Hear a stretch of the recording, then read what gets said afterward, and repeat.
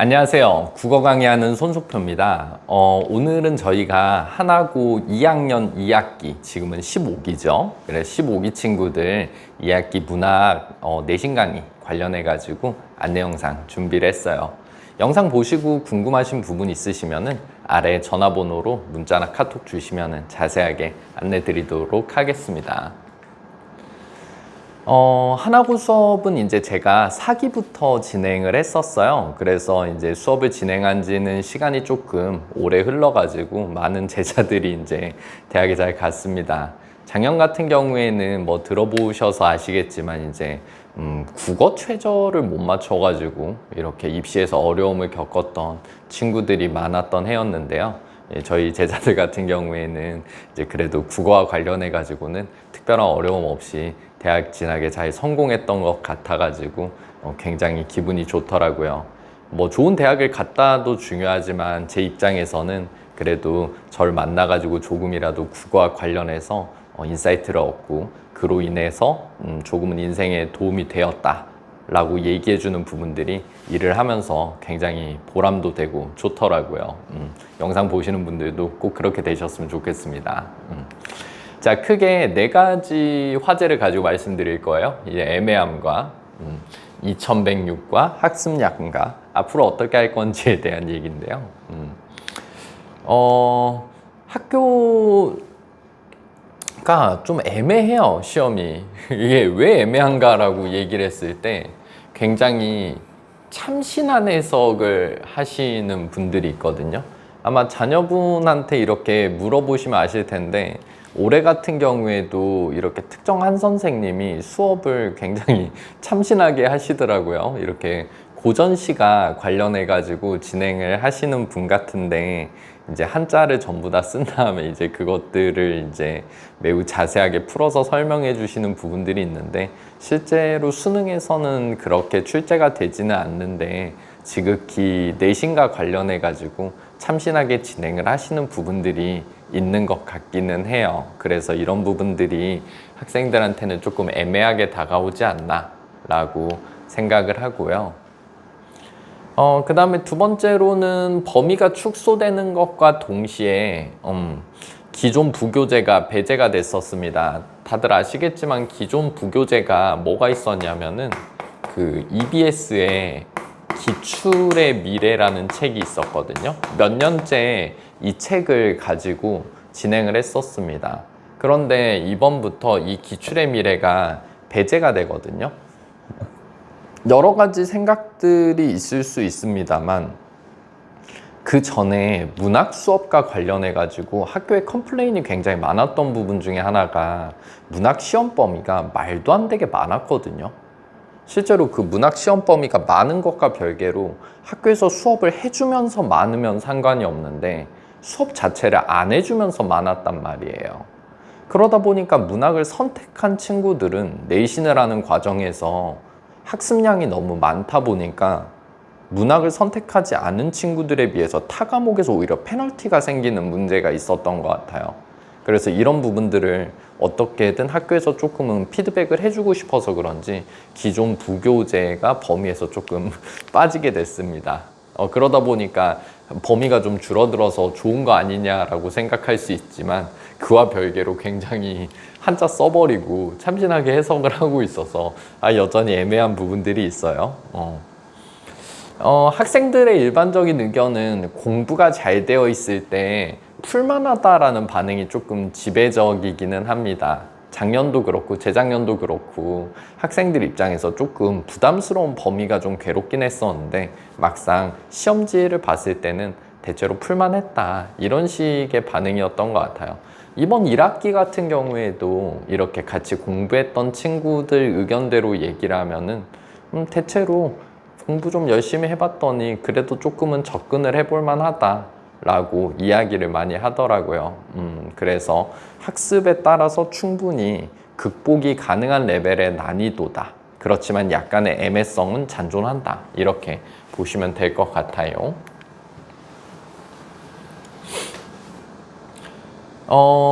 중간이랑 기말고사가 이렇게 21문제, 23문제 6개, 7문제 이렇게 출제됐었어요. 이제 이건 이제 작년에 대한 내용인데요.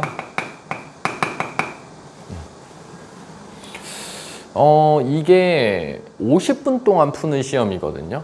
그래서 50분 동안 27문제를 푸는 거, 50분 동안 30문제를 푸는 거. 이렇게 얘기하니까 굉장히 시간적 압박이 클 것 같다라고 생각하실 수도 있지만 실제로 학습이 특정 수준 이상 됐다라고 가정했을 때는 시간적인 압박은 상대적으로 덜합니다.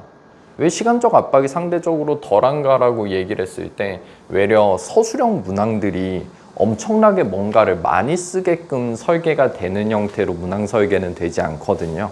그러다 보니까 일반적인 학교들, 뭐 예를 들어 직선 비교할 수 있는 타 학교들 같은 경우에는 서술형이 굉장히 복잡하고 길게 나오는 경우들이 많아요. 그러다 보니까 서술형 하나를 작성하는데 4에서 5분 정도를 소모하는 경우들도 있는데 하나고등학교 같은 경우에는 그런 형태로 문항 설계를 하진 않거든요. 근데 좀 재밌는 게 작년에 서술형 7번 문제, 기말고사 서술형 마지막 문제가 사자성어를 쓰는 문제가 출제가 됐었어요. 남갈몽이 정답이었었는데 냅다 사자성어를 해버리니까 학생들 입장에서는 그런 것들을 많이 또 틀리기도 하더라고요. 그래서 시간적 압박은 상대적으로 덜합니다.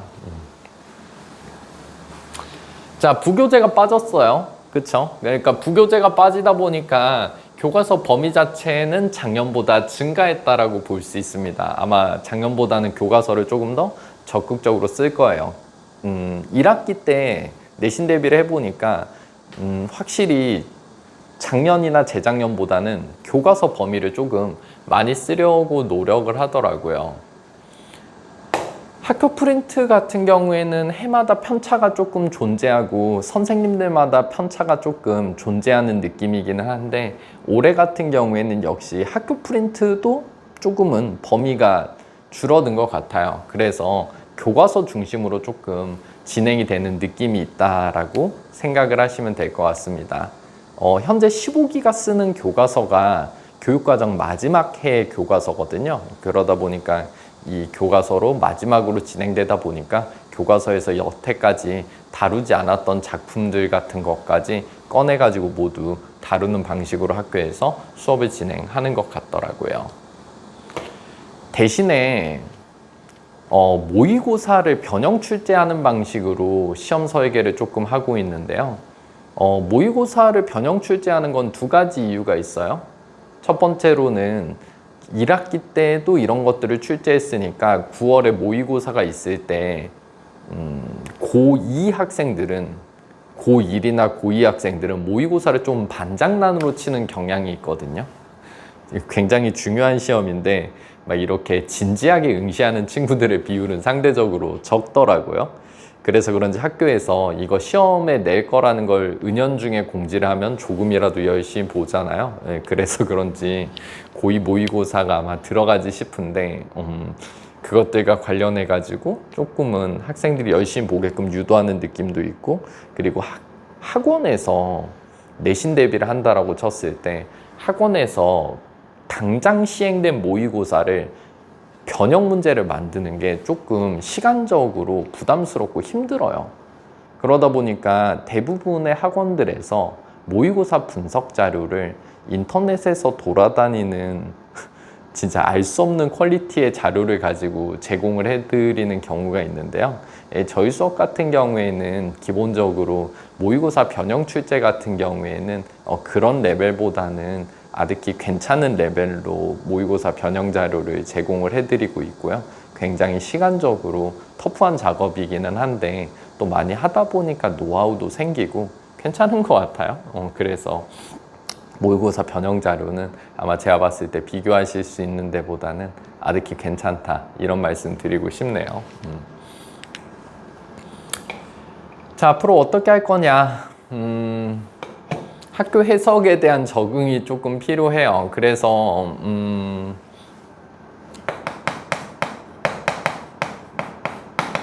수업에 대한 지르가 조금 중요하거든요. 그러니까 학교 선생님이 원래는 A인데 B라는 식으로 수업을 했을 때 시험 당일날 A가 맞는지 B가 맞는지를 학교 선생님한테 직접 물어보는 과정들이 필요합니다. 그래서 저희 같은 경우에는 이제 학생들이 수업 관련해 가지고 이제 학교에서 B라고 했는데 어떻게 할까요? 라고 물어봤을 때 학교 선생님한테 어떤 방식으로 질문을 해서 뉘앙스를 맞춰야 되는지에 대한 질문들을 조금 가르쳐 드릴 거예요. 그래서 학교 뉘앙스를 좀 따라갈 수 있게끔, 어차피 학교 선생님이 출제하는 시험이잖아요. 그렇죠? 그 다음에 아마 별일 없으면 지금 고전시가 가르치는 선생님이 수업 되게 특수하게 하고 계신데 시험 당일날 무조건 타작품을 쓸 거거든요. 무조건 외부 지문이 나올 거예요. 그분 선생님은 아마 외부 지문 쓰실 거거든요. 그래서 그것들을 조금 많이 보여드리는 방식으로 진행을 좀 할 겁니다. 그래서 텍스트 자체가 외부 제재가 많이 꽂혀 있는 고전 시가 파트를 많이 보여드리려고 노력을 좀 할 거예요. 그 다음에 아까 말씀드렸죠. 그냥 냅다 사자성어 적어버려라. 뭐 이런 문제 나오는 거 보니까 평상시에 고전 시가와 관련해 가지고 다양한 상황과 관련된 사자성어나 기초 어휘 같은 것들 조금 많이 설명해 드리는 방식으로 수업 진행하려고 합니다. 자, 그래서 저희가 이제 8월 29일부터 이제 내신 대비반 진행을 하고요. 이제 내신 대비 같은 경우에는 학교로 일주일에 한 번씩 자료를 택배로 보내드리고 있어요. 그리고 그것과 관련해 가지고 이제 수업 밴드에 학생들이 이렇게 작품별로 작품을 찢어서 녹화를 해드리는 게 조금 더 학습하기 편하다라고 얘기를 하더라고요. 그래서 작품별로 찢어가지고 학습할 수 있게끔 뭐 진도와 관련해가지고 조금씩 업데이트 해드리는 방식으로 진행이 될 거고요. 그 다음에 이제 뭐 질의응답이나 관련한 부분들 이렇게 언제든지 저한테 할 수 있게끔 수업 준비를 해드리고 있다라고 보시면 될 것 같습니다. 오랜 기간 준비를 했던 학교고 굉장히 애정을 갖고 진행하고 있는 수업이어가지고 개인적으로는 저도 성취도 굉장히 좋고 학생들도 만족하는 수업이라서 자신 있게 권해드리는 형태의 수업이라고 생각을 합니다. 한번 고민해 보시고 궁금하신 부분 있으시면은 언제나 편하게 연락 주시면 감사할 것 같아요. 여기까지 말씀드렸습니다. 감사합니다.